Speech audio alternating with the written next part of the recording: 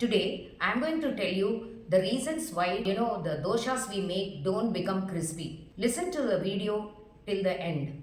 Apart from this, if you have any other doubts, you can leave it in the comment section. We make sure that we answer to all your queries. Number one, the consistency of the dosha batter. This is very important. It should neither be thick nor thin.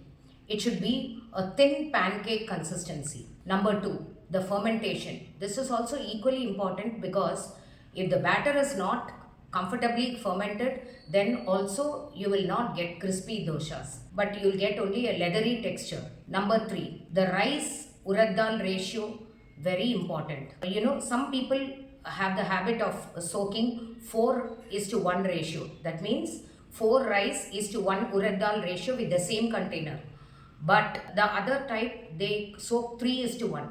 But whatever, this is a golden tip. That is, whenever you soak for dosha, make sure that you soak half boiled plus half raw rice while soaking the rice. For example, if you are soaking 4 is to 1, you need to put 2 is to 2 ratio for raw rice is to boiled rice. And the urad dal separately. Soak them separately and grind them also separately. Now, number 4. The tawa should be hot, not very hot. Then spreading the batter becomes very difficult and it sticks to the tawa. And grease the tawa before you start heating it.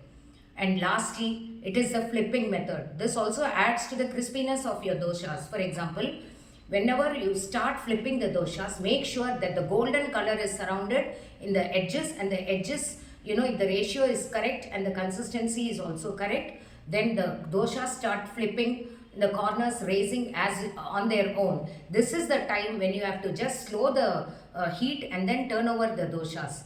This is the right time. So I hope these tips will be very useful to you. Thank you.